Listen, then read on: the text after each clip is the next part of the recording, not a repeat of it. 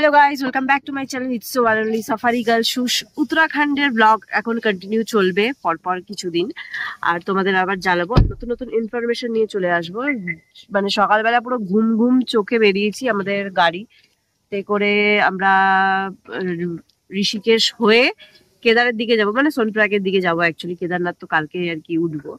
So এখনই একটু চোখটা খুলেছে। চোখটা খোলার পরে আমাদের যে ড্রাইভার দাদা ছিলেন খুব ভালো, তো উনি একটা জায়গায় দাঁড় করিয়েছে। বলেছিলাম যে খিদে পেয়েছে, সকালে যেহেতু কিছু খেয়ে আসেনি, সো একটা জায়গায় দাঁড় করিয়েছি। আমরা ঋষিকেশ থেকে শিবপুরি থেকে কিছুটা আগে একটা জায়গায় দাঁড়িয়েছি, যেখানে আমরা এই ম্যাগির দোকানে পাহাড়ে আসলে যেটা মোস্ট ইম্পর্টেন্ট জিনিস ম্যাগি, সেটাই এখন খাবার। উনি বলে দিলেন যে একটু হালকা খেতে, যেহেতু পাহাড়ি রাস্তায় তো ভমিটিং এর প্রবলেম হতে পারে।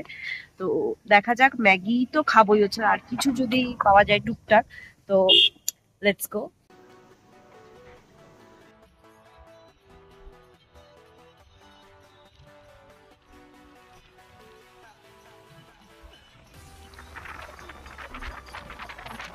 এখন দেবপ্রয়াগে আছি, যেখানে ভাগীরথী আলোকনন্দা মিলিত হয়ে গঙ্গা রিভার ক্রিয়েট হয়েছে। সকালবেলা তো এরকম রোদ্র ঝলমলে পরিবেশ তোমাদের দেখালাম, আর রাত্রিবেলা কিন্তু একদম অপোজিট থাকে, অন্ধকার নিস্তব্ধ ছোট ছোট লাইট জ্বলের হাইওয়ের পাশে। আর এই জায়গাটাই কিন্তু মানে দেবপ্রয়াগে একদিন রিল্যাক্সেশনের জন্য তোমরা রাখতে পারো, খুব সুন্দর জায়গা।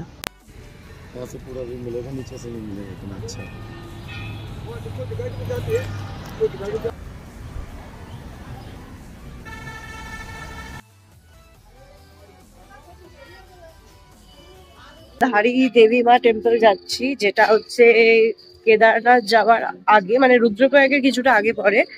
আর আমি শুনেছি সোশ্যাল মিডিয়া থেকে, কতটা সত্যি কতটা মিথ্যা সেটা আমি জানি না, যে চারধাম দর্শন করার আগে বা দর্শন করার পরে এই দেবী মায়ের মন্দির অবশ্যই দর্শন করা উচিত, না হলে কমপ্লিট হয় না, যাত্রা কমপ্লিট হয় না। কারণ চারধামকে রক্ষা করে হচ্ছে এই দেবী মাই। তো এই দেবী মার 3 রকম রূপ থাকে। সকালে দর্শন করলে একদম ছোট্ট বাচ্চা রূপ, আর তারপরে দুপুরবেলা হচ্ছে অ্যাডাল্টের রূপ, অ্যান্ড তারপর ইভিনিং এ দর্শন করলে সেটা হচ্ছে বৃদ্ধার রূপ থাকে। 3 রকম রূপ নাকি দেখা যায়। তো আমরা তো এখন একটু দুপুরের বেলাতেই এসেছি। দুপুরবেলা বলতে এখন মোটামুটি 10টা বাজে। তো লেটস সি, একদম উপর থেকে মোটামুটি আমরা এখন এখান থেকে ট্রেক করে করে নিচে আবার গিয়ে রিটার্ন কি অতটা যাব, তো 1 থেকে 1.5 কিলোমিটার মতো। মন্দিরের ভেতরে যেহেতু ক্যামেরা অ্যালাউ নয়, তাই মন্দিরের ভেতরটা আমি তোমাদের কাছে তুলে ধরতে পারিনি, কিন্তু মন্দিরের বাইরেটা এবং আশপাশ খুব সুন্দর। এখানে বোটিং এর ব্যবস্থা রয়েছে। আজকে ভিড় ছিল না বলে ওই আধা ঘন্টা 40 মিনিটের মধ্যেই হয়ে গেছে আমাদের দর্শন।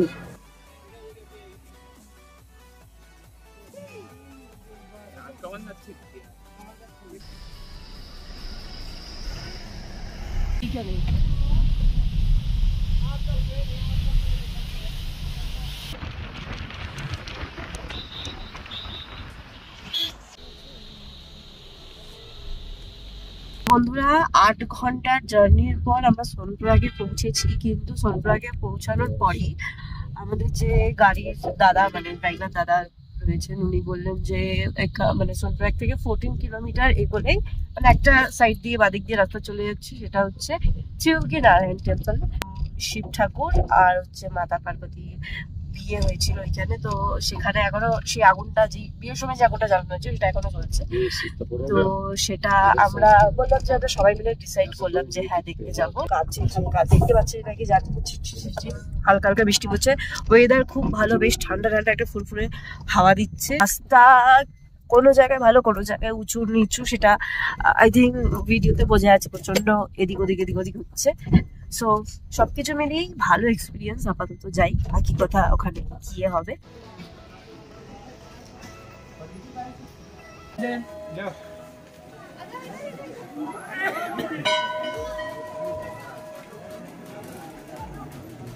সো বন্ধুরা, এই হচ্ছে ত্রিয়োগী নারায়ণ মন্দির। এন্ড এখানে আজকাল অনেক বিয়ে হচ্ছে ডেস্টিনেশন। এই দেখুন, এই পাশে দেওয়া আছে, আমি জানি না দেখা যাচ্ছে কিনা।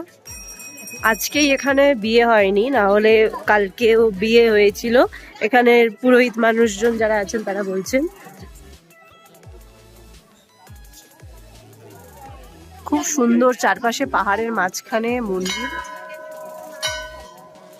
কাপলদের পুজো হয়।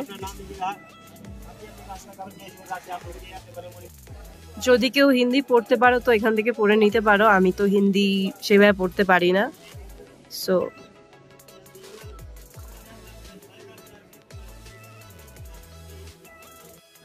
ভেতরে ক্যামেরা অ্যালাউ নয়, তো ভেতরে আমি তো ফটো তুলতে পারবো না, তো বাইরে থেকেই আমি পুরোটা দেখিয়ে দিচ্ছি।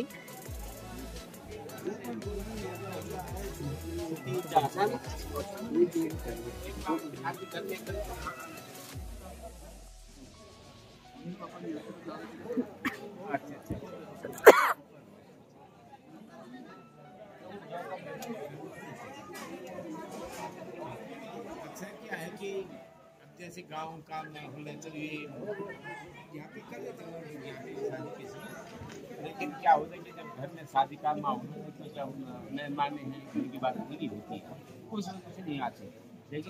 আজকের দিনটা তো বেশ ভালো কাটলো, কারণ নতুন নতুন অনেক জায়গা আমি এক্সপ্লোর করলাম, আর সব থেকে ভালো লাগলো যে ওগুলো আমি তোমাদের সাথে শেয়ার করলাম। সো নেক্সট ভিডিওতে কেদারনাথ এবং গৌরীকুণ্ডের অল ডিটেলস নিয়ে তোমাদের কাছে আসছি। ততক্ষণের জন্য stay safe and healthy. Bye bye.